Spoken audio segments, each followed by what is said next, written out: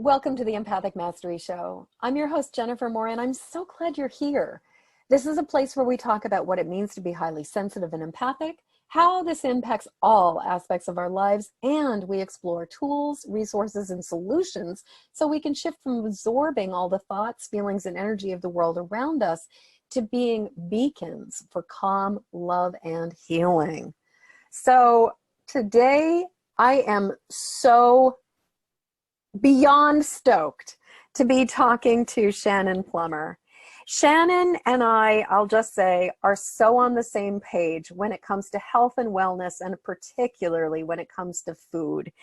Except that Shannon has been specializing in this for a really long time, and she is a transformational health and wellness practitioner. Shannon, I'm so glad you're here. Welcome. Oh, thank you so much. I am so, just as you are, so stoked to be here. So incredibly grateful to be here too. Thank you for having me. Oh, my pleasure. And as you and I were discussing, this is such a rich topic that this is part one of a two-part conversation because it is just so important. So obviously everybody who comes on the show is a highly sensitive, empathic person, and I know you, so I know that that is true for you. I would really love to hear, like, how has being highly sensitive and empathic affected you, and especially how did it lead you to the work that you do with other people around their health and wellness? Yeah, it's goes back a long way actually. And I don't think I really realized how sensitive and empathic I was when I was a young girl. And, so I grew up in a family not so, not recognizing that I was that. I didn't even recognize that in myself, as I said. And at age 17, I started the process toward an eating disorder. It just started as my friend and I, made a bet who could lose 10 pounds, and I won the bet because I just, I started restricting food, and it started to feel, make my body feel better, make me feel better about myself, to the point over the next 5 years that I was 60 pounds and in and out of eating disorders clinic. You weighed 60 pounds. I did. I have been around people suffering from extreme anorexia, and I think the lowest weight I've ever seen anybody was, I think, 80. So wow. Yeah, I was hospitalized 4 times, different kinds of clinics, some clinics that, would make you eat, some clinics that had a different philosophy. At the time, 2 of those stays were in Westbrook, Maine, at their eating disorder clinic. And, I controlled my emotions and my life and my body, I thought, with food. I could no longer put food into my body because it would just make me feel out of control. Mm-hmm. And I had to leave college. I lost most of my friends. And at 22, I was back home living with my parents. So, and really in a place of, I didn't really care if I died. I really did not care. Yeah. Because it seemed so bleak and so dark. And how would I ever put anything into my body again? I did not see a way out. And actually, I remember one time, because I lived in Maine at the time, my parents were gone and there was a big snowstorm, and we'd been to the doctor. I knew my heart was like tentative. So I went out and purposefully shoveled snow to see if I could just get my body to just, give out. So that's how bad it was for me. It was, it it was terrible, to Yeah, say the least, devastating for my life. absolutely. And you know, I'll tell you really what happened, what turned my life around, and I still can't really even explain it to this day, is I was sitting on the bed at Westbrook Hospital, on the end of the bed, and I was looking at the window, because at the time that hospital was a 1-floor unit, and I thought to myself, how can I get out of here?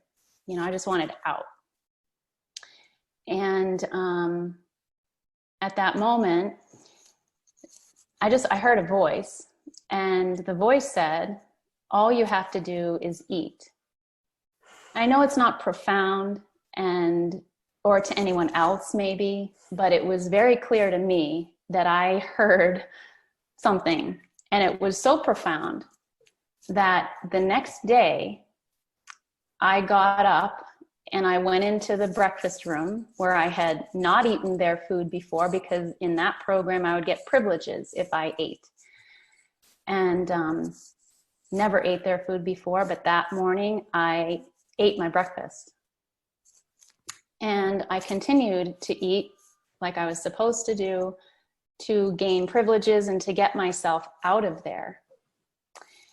And from that point on, not that I never experienced anorexia again, I did, and I'm going to tell them about that in a moment, but I was never hospitalized again. But it really taught me at that moment how important food was, just to, you know, live. And I was at a point where I couldn't do that. I could not, I guess you can't really describe it unless you're anorexic, but I could not put food into my body and feel okay. Yeah. And so, you know, so I kind of regained my health from there, and was really started reading all about nutrition. I started reading about Ayurvedic nutrition, like all these different, if it had to do with nutrition, I was going to read it and try it too. No matter what the diet was, no matter whatever it was, I was going to try it. And so that was sort of the beginning. And then through that process, I got really interested in alternative medicine. And so, you know, from this small town in Maine, never really traveling outside of Maine, really, to speak of, except to see my granddad in New York, I decided that I was going to make a big change in my life. And I gave my notice at my job. I had sold a brand new car that I had bought, and I moved myself out to Santa Fe, New Mexico, which is where I live now. And it's sort of a mecca for health and healing.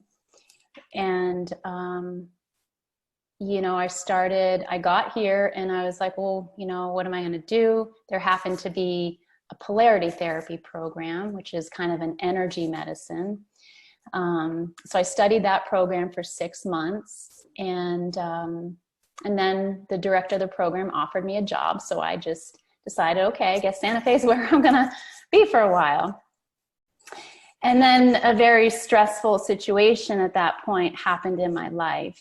And again, the anorexia reared its ugly head. Mm-hmm. And although this time it came with, you know, just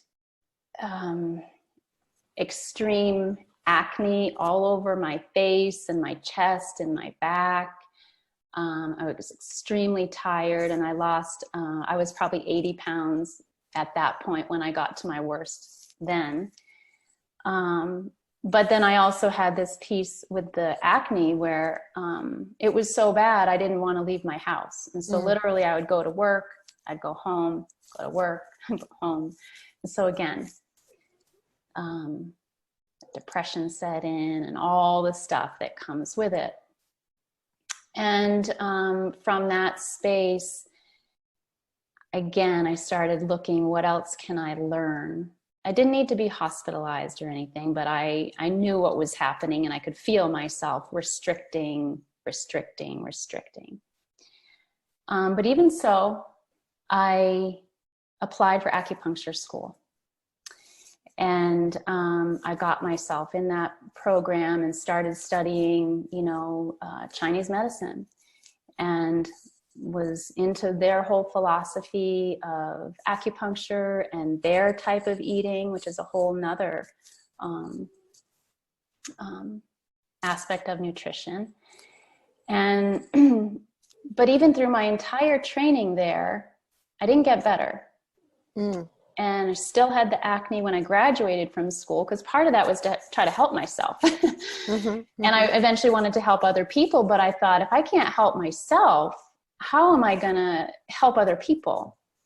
And so even, through that whole, I ended up 5 years in acupuncture school because I had my daughter halfway through, and got out, and the pregnancy was, and the delivery for an already weakened body was difficult.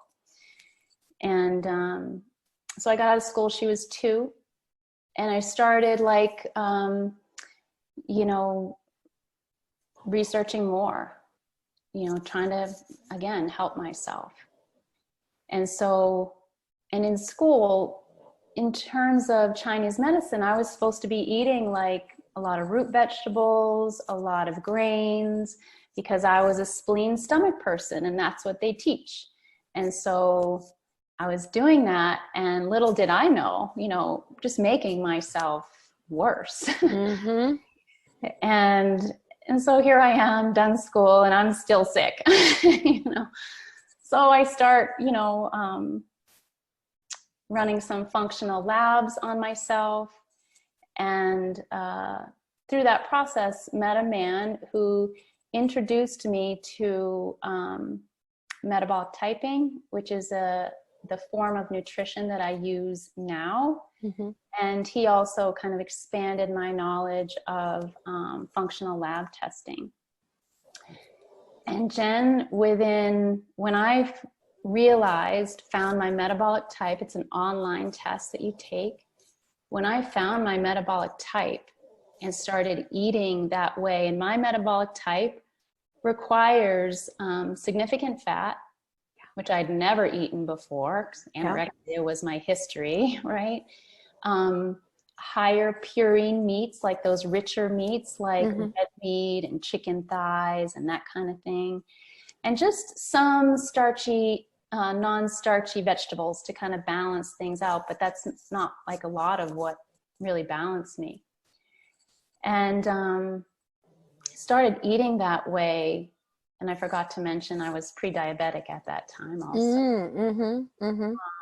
And within a month, my health changed significantly. The acne started to go away. I was no longer tired, which really was blood sugar imbalance all the time. Right. Not enough of what I really needed. And so when I felt that in my body, like how bad I had felt for so many years, restricting myself and all of that, and then really just giving it a try, because I had never eaten like this. I'd never eaten more, like richer protein and fat and things, because that's not how I grew up, and certainly not what I thought was healthy. So I started eating that way, and my health changed.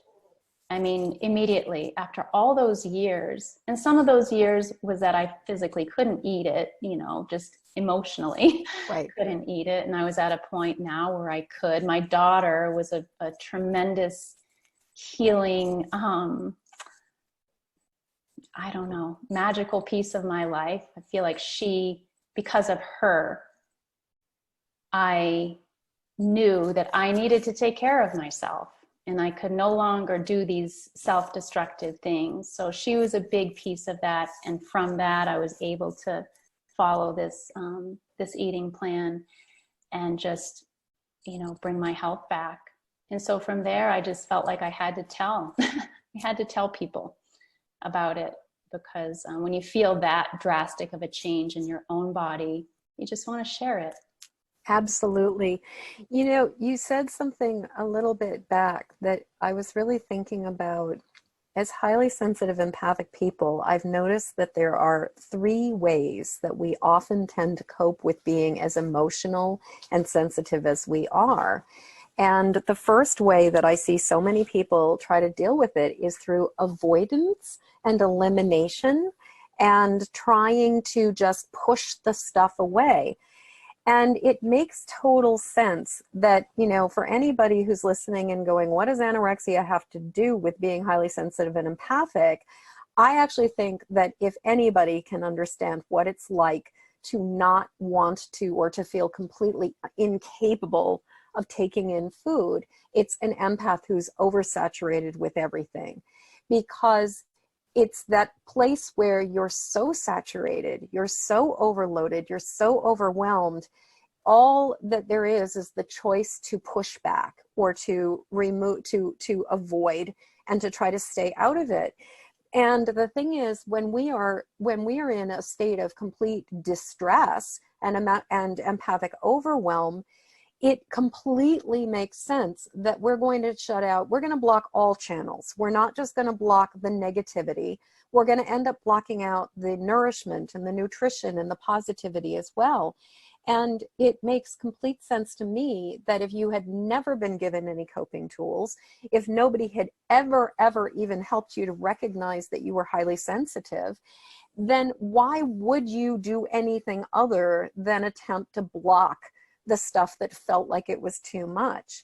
You know, and the other 2 coping mechanisms I've seen are then, for some people, it's more the root of self-soothing distraction / addiction, where it's like just getting so much, you know, basically just having something that will numb you out or distract you from what's going on. And then the other thing I've seen is people will try to suppress their abilities. And starvation, interestingly, does kind of all 3, because one, you get to really avoid things and protect yourself and push away from the stuff coming in. 2, you get the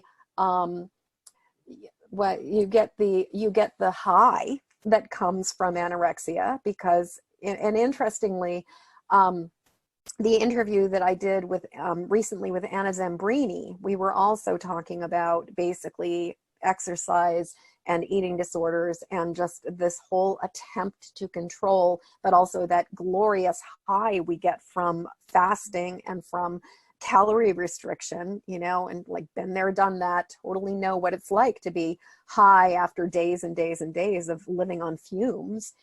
And then on top of it, it's like by that really cutting off all of the sources of nourishment, you suppress your intuition, you suppress your empathic abilities. It's like if your body and your system is basically just trying to keep your heart beating, you are going to reach a certain point where you're not going to be aware of all of the empathic overwhelm that you are being flooded by.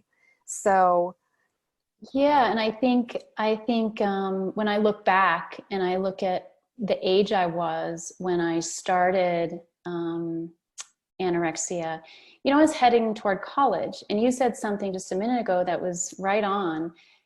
I didn't have the tools to be in the world as an empathic person. Mm-mm. And I think I was terrified of that. And so somewhere inside of myself, I thought, I'm not doing that.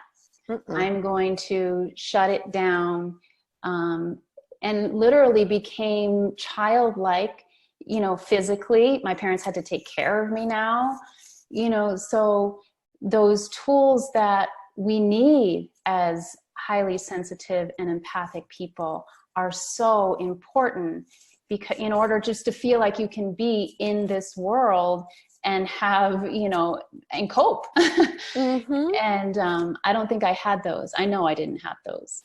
And then again, when it came back, again, it was a situation I didn't think I could handle. So my go-to is, yes, you know, shut down. But through the whole process, it taught me so much about the body's capacity to heal, and its desire to heal, and it can, when given the right things. When given the right things. And, you know, I want to take us down the rabbit hole that, you know, because you spoke about something that I think is so incredibly, incredibly important to acknowledge. You were talking about, one, you were pre-diabetic. You were following the, you know, the sort of politically correct, spiritually correct rules of lots of root vegetables, lots of grains, and you were struggling mightily with fatigue, with acne, with just feeling out of sorts and wrong. And it wasn't until you realized that, it sounds like you and I have very similar metabolic types, because I thrive on a high fat, moderate protein, extremely low carbohydrate diet. And that it's the difference between having energy, between being in pain or not being in pain, all kinds of things. As well as, you know, not having insulin resistance, not being in a place where my moods are swinging up and down from blood sugar. But I know for myself that I really had to come to terms with the fact that, especially in the spiritual communities, especially in, you know, a number of places in the empath world, there is a lot of pressure to be a vegetarian. There is a lot of pressure to not eat anything with a face on it. And even a lot of moral superiority that comes at you. And I know for me, I mean, my journey with vegetarianism started with a mother who, you know, God bless her and her food issues. I didn't realize that it was very weird for somebody to hide candy under lock and key until I was an adult.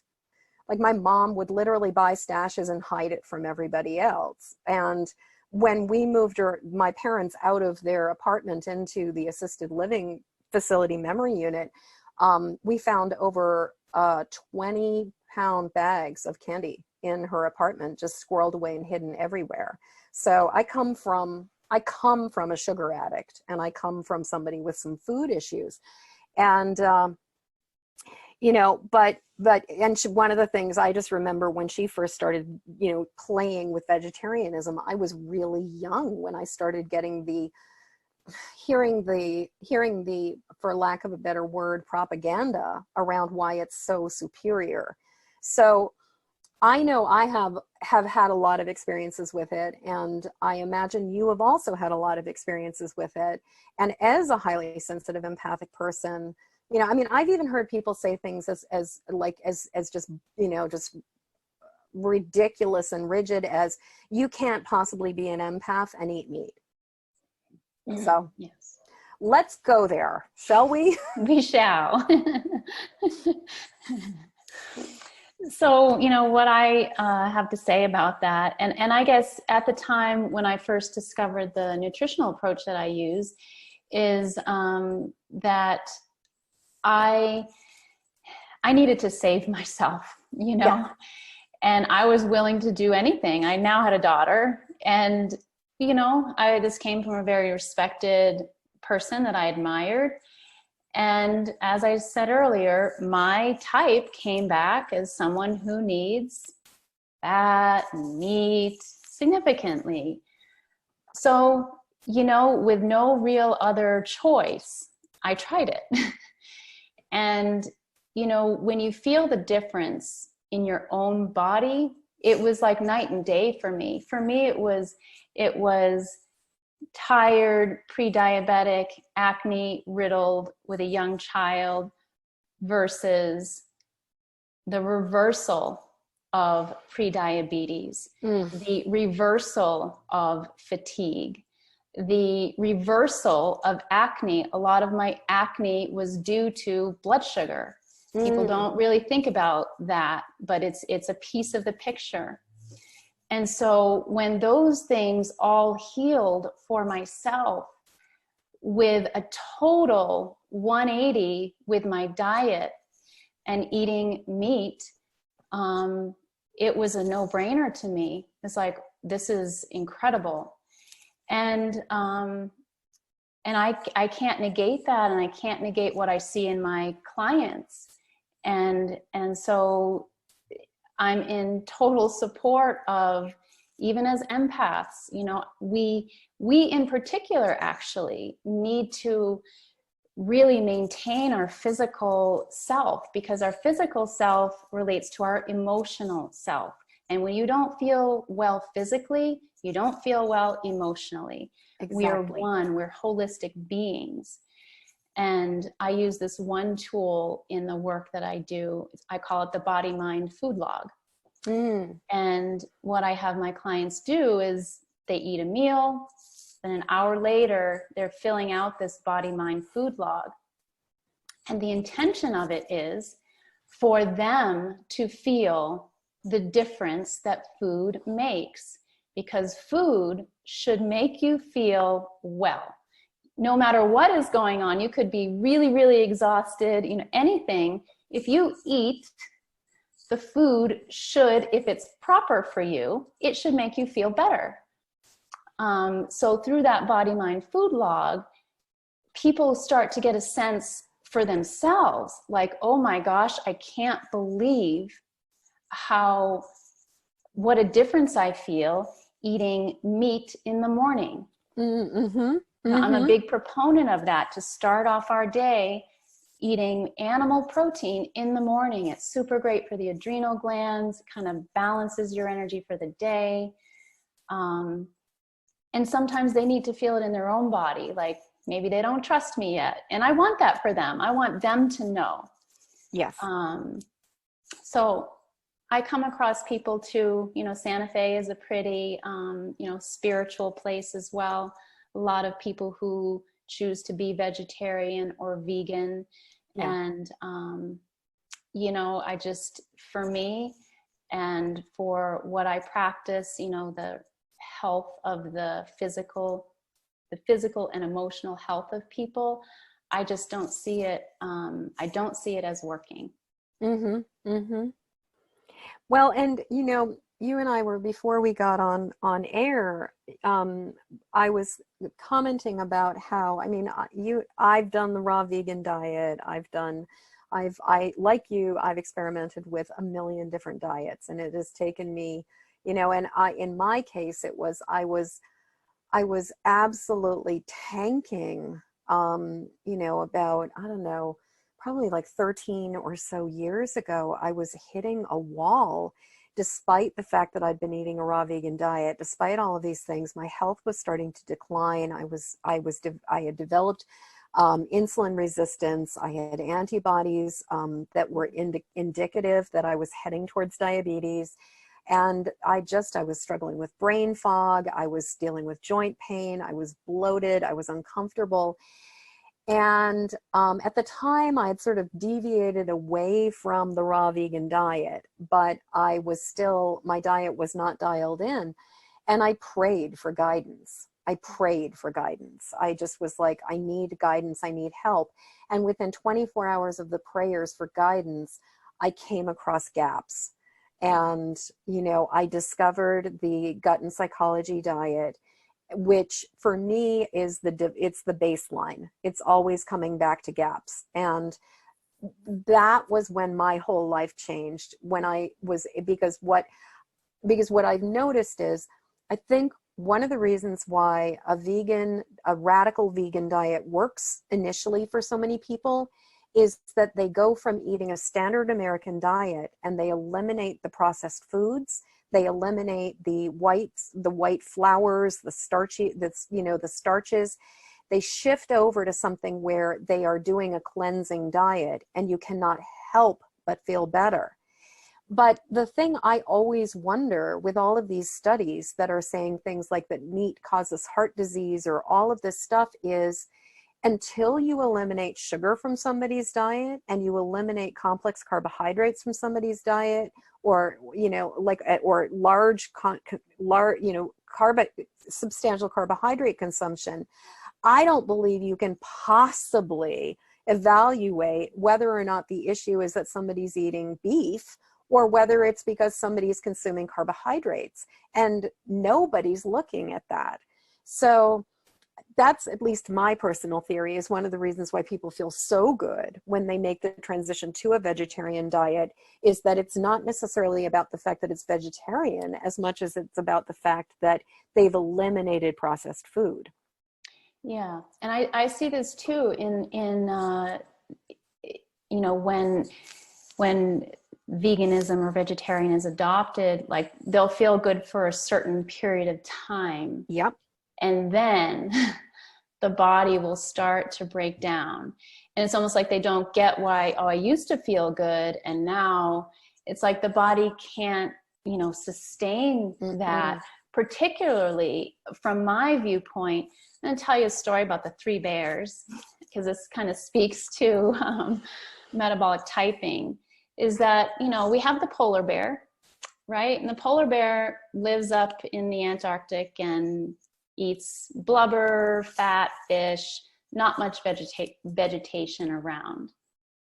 Then we have the panda bear, who lives in the jungle, you know, munches on plants and berries and bugs and things.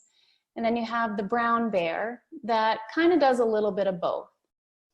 And the three bears are kind of the population on the spectrum of what individual people need. And nutrition is very individual. It's not like we hear about it, like everybody should be vegetarian, or everybody should be keto, or everybody should be paleo.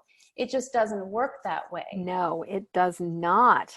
And we need to once we figure that out, it's almost like not to indoctrinate yourself into any sort of specific dietary approach until you really, like, you try it on your body and you dial it in and you determine, wow, I feel well eating this way. So it's really to find out for each person what's right for them. And even on the spectrum of metabolic typing, I always recommend some flesh protein, because nothing is better at balancing blood sugar, at grounding the body. Those of us that are highly sensitive and empathic, like even our emotions, you know, to ground that in, to help us to be more focused and more clear, really goes such a long way. Yeah, absolutely.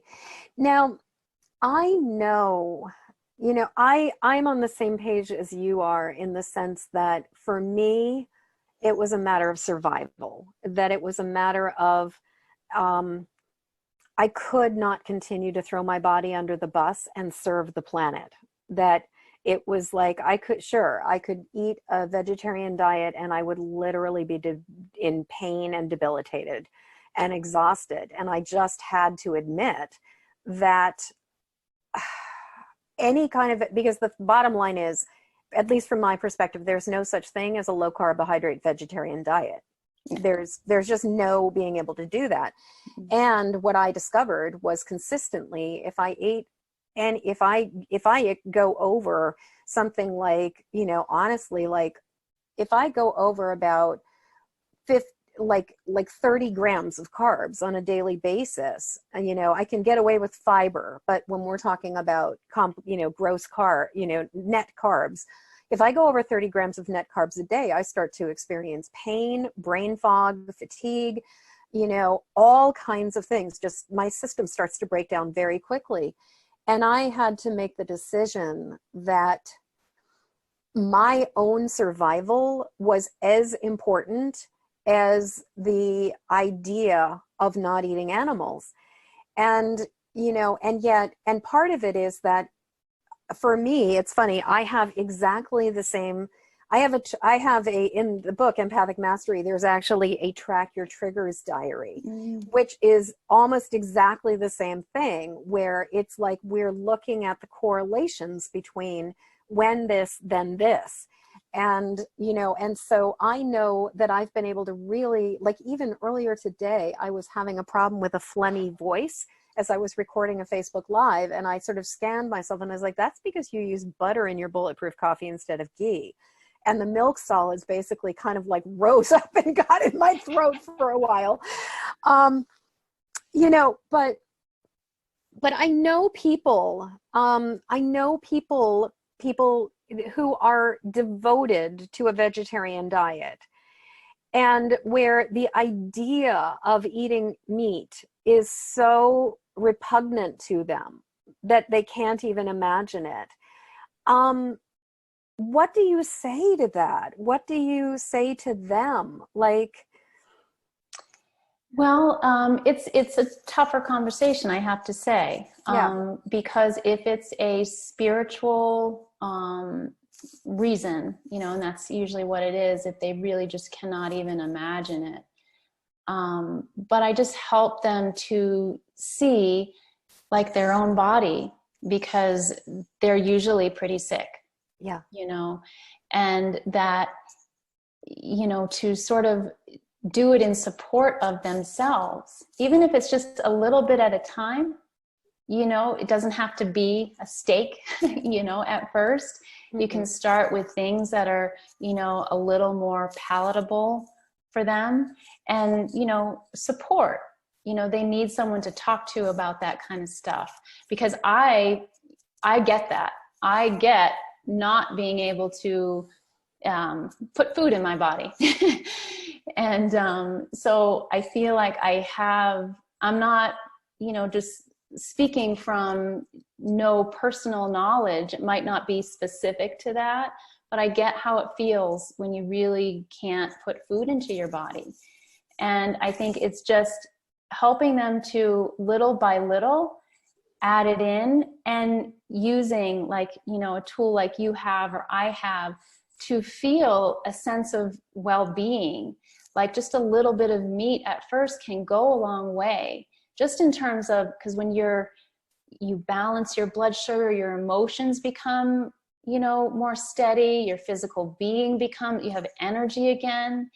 It almost takes that for them to feel it in their own body, but there has to be a willingness, like you said, Jen, like to save yourself, because and have it not just be this thing that, like whatever the belief is, why it's like, are you going to hold on to that belief in spite of your own life, the one life that you get? right.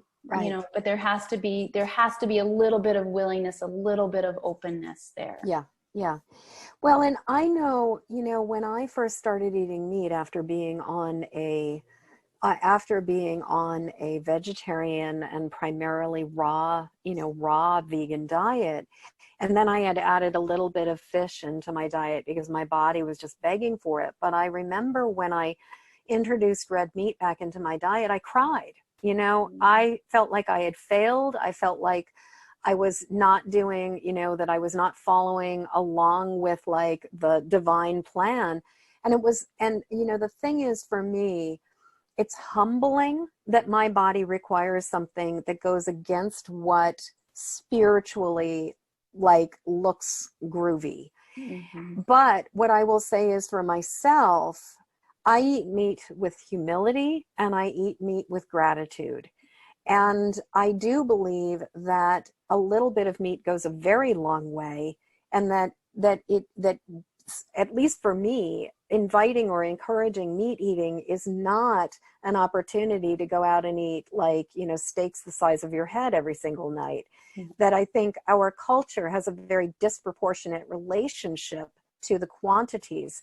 And there's a spectrum of, you could go and eat at McDonald's every single day, or go to Outback Steakhouse and eat a steak the size of your head, or be really mindful of grass-fed, local, small farm production places, and limiting the quantity and really increasing the quality, I think makes a very huge difference. Yeah, absolutely. And I would echo that, in that, and I'm glad you brought it up. It's like, as you said, recommending meat in a conscious way. You know, I mean, I like to support the farmers here, you know, that raise their animals and work really hard, and that, you know, makes me feel good. And because you know, just the piece of, I want to speak to what you said, Jen, about spiritual. Being spiritual means that we don't eat meat. And I'd like to rethink what we consider as spiritual. Because we're, you know, we're here on the planet and we're supposed to, you know, live the life that we're supposed to live and create what we're supposed to create. A lot of the reason that I do the work that I do is because I want people to feel really good in their bodies, so they can go out and create whatever they're meant to create in their life. And the fact is that some of us need that animal protein to feel that, you know, sense of energy and well-being. And so spirituality, I think, is living in a way that we bring our gifts to the world and we feel well in our body. And it's not about, you know, the total playing into how, you know, the world meat industry, but in a very conscious way. If we need that in our life, to do it in a way that is supportive of our community and our body. Yes, yes. And I think, I mean, for myself, one of the things that this choice has to do with too is the acknowledgement of the cycles of life, that we all live, we all die, and that this planet is a place where there are predators and there is prey. And I also have such a personal relationship with the spirits of plants that personally, I know I'm taking a life, whether I'm eating an animal or I'm eating a plant. And my connection to plants is as rich and as strong and as interconnected with a plant as it is with an animal. And I will just say that I think it was Michael Pollan who talks about, you know, it talks about, you know, just kind of like the concepts of the cost of factory farming and the cost of monocropping, and, you know, the fact that we are still robbing animals of their habitat when we are eating, you know, when we're consuming plants that are monocropped. And what I'm always struck by is that what's wrong is the system and the way we're farming. It's not necessarily whether it's meat or vegetables. It's that we have our factory farming system is ruining the planet. And honestly, shifting to a vegetarian diet is not going to address the fact that we now have a dearth from, you know, one coast to the other through the breadbasket of the United States, because we know, you know, it's like the pollinators are starving for these long periods of time. And there are these areas where it used to be a rich, you know, this rich ecosystem that is now just completely devoted to corn or soy or wheat. And vegetarianism is not going to address this. It's not going to make it better. Yeah, it's a global problem. Yeah. You know, and because I have, as of late, you can imagine, you know, my clients that I, you know, have, that they're more of my type, your type, that need more meat, more fat. They're like, you know, I think I want to go vegetarian. And I tell them, you know, I don't recommend it because, you know, their health will suffer for it. And I kind of said the same thing. I'm so glad you brought it up. It's like, you know, this is a global problem, but when it comes down to each individual, if we make choices in regard to meat, and I love what you said about the plants too, in regard to meat and to plants, where we're consciously eating. mean, that's something that needs to be talked about too. Like anything you put into your body was grown on the planet. And so to have, as human beings, because we need these things to live, to have gratitude, say our prayers before we eat, bless our food, shop in a conscious way, eat in a conscious way. And you could say that about meat, about plants, about anything. But just to have a consciousness of, yes, we need to consume food to live. And whatever the food is, if it's plants or meat, these are living things. But we can't take on the responsibility, and that's, you know, such an empathic thing to do, right? Exactly. The responsibility of the world to our own detriment. Exactly. Yeah, there is a, you know, I don't know. To me, it's like, as long as I'm embodied, as long as I'm in a human body and I am alive, there is a certain kind of checks and balances and a certain just willingness to accept that to be embodied means that things give their life in order that I can live. And there is the mindfulness of, you know, for myself, the mindfulness of the carbon footprint. How far did this piece of food have to travel to get to my plate? Because if I'm eating fruit out of season, well, not that I eat fruit because it sends my blood sugar to hell, but, you know, if I'm eating a vegetable or a fruit that's out of season and is coming from Australia, then I am contributing substantially to a carbon footprint that is greater than if I am eating seasonally and locally. And, you know, mindfulness too of even things like almonds, for example, you know, almond milk, all these vegans who are drinking almond milk in their coffee every single day or their tea or whatever. Hate to break it to you, but the almond industry is one of the biggest causes for the absolute problems with our pollinators and our honeybees, because bees are no longer being kept in individual, you know, in hives, in small farm environments. What we are doing is we are taking stationary creatures, we are putting them in boxes on trucks, we are schlepping them across the country and taking them from one you know, like nectar harvesting, pollinating event to the next. And these bees are being schlepped from California back across to the East Coast. And that is, you know, so we are doing something completely out of sorts. And when it comes to the almonds, the only time that there's any food for any of the wild pollinators or anything is when the almonds are in bloom. And then the rest of the year, there's nothing available for any living creatures there. So I'm like, yeah, okay, knock yourself out, drink your almond milk. But but don't pretend that you're being morally superior when you're contributing to the collapse of an entire species. And our pollinators are basically, we desperately need them. 30% of our food is coming from food that's been pollinated by pollinators. So, I mean, obviously this is a profoundly passionate topic of mine, and I've done a lot of research on it. And I've also looked at, the shades of gray that what I see is when people start talking about meat eating as the better, or not meat eating, vegetarianism is somehow morally superior. Part of me is like, if you dig deep enough, you're going to see that even if you don't eat animals, you still make a great deal of impact on the planet. And are you how mindful are we about the choices we're making? Yeah.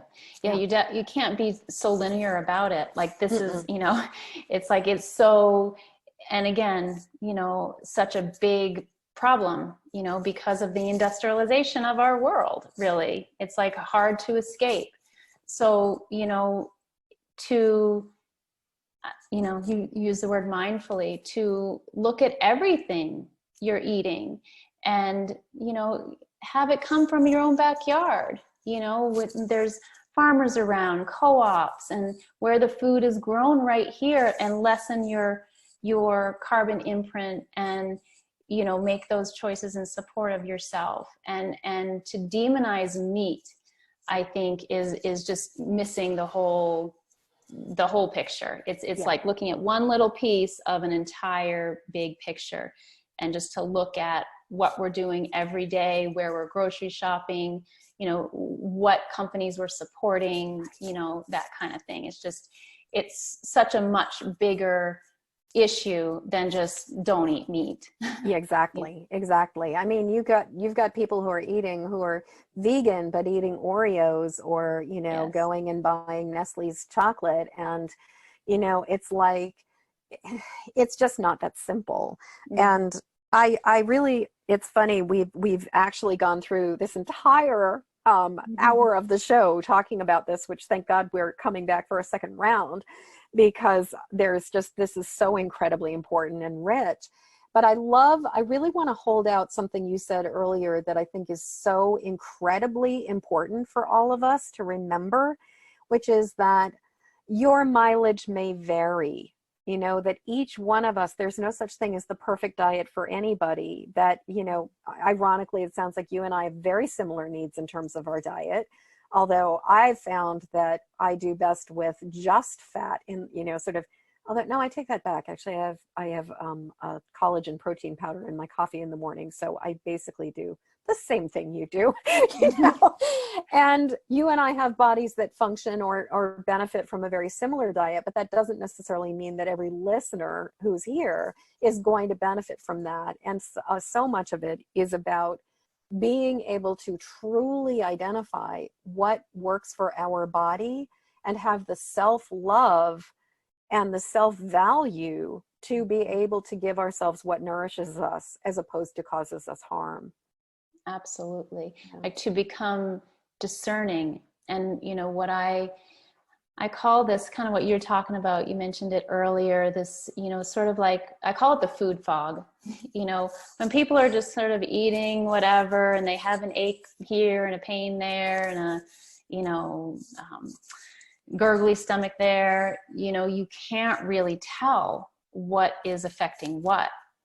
And so it's really important. And that's why when I type people, and it sort of pushes away all the noise to help them, you know, dial in what is right for them. And I always say, you know, if you don't feel better, don't, you know, it's not, I don't want them necessarily to trust me. I want them to feel it in their own body.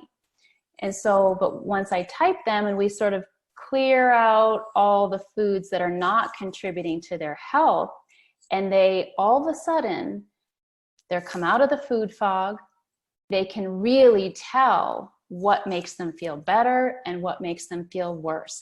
And that's where the magic happens, because they need to feel it in their own body. And then it's not me any longer saying that this is right, this is wrong. It's them self-regulating.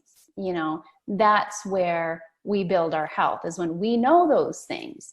And in my work, I'm just an educator. I consider myself an educator more than anything, to help people to be in their body. We've not been taught. No, right? No. And it's amazing that we haven't.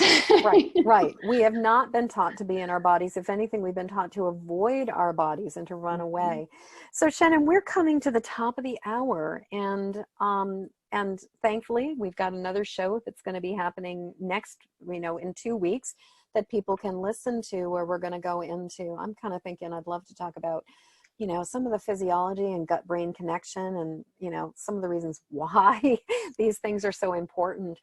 And who knows what else is going to come out of the conversation. But how do people get in touch with you? How do people, if especially like metabolic typing or getting some support and guidance would be good for them, how do they reach you? Yeah, I think the best way is to go to my website. It's shannoncplummer.com. And there's a contact me heading on my page, and send me a message and it'll come right to my email. And, you know, I'll get back to you, and we'll set up, you know, I work with people all over the country and the world. And so we set up a call, see what, you know, your needs are, and if I feel like I can be of assistance. So that would be the best way. Awesome. So ShannonCPlummer.com.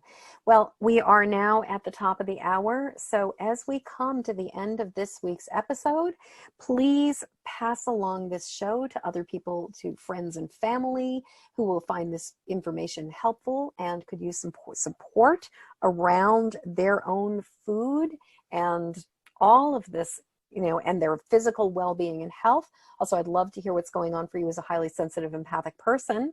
So please send any questions or tapping requests to questions@Empathic Mastery Show. And while you're at it, go visit empathicmasteryshow.com to download your copy of the Empathic Sensitivity Guide. And then in 2 weeks, join me and Shannon again on Friday at 1 p.m. Eastern Time, 10 a.m. Pacific for the next Empathic Mastery Show. So until next time, peace out.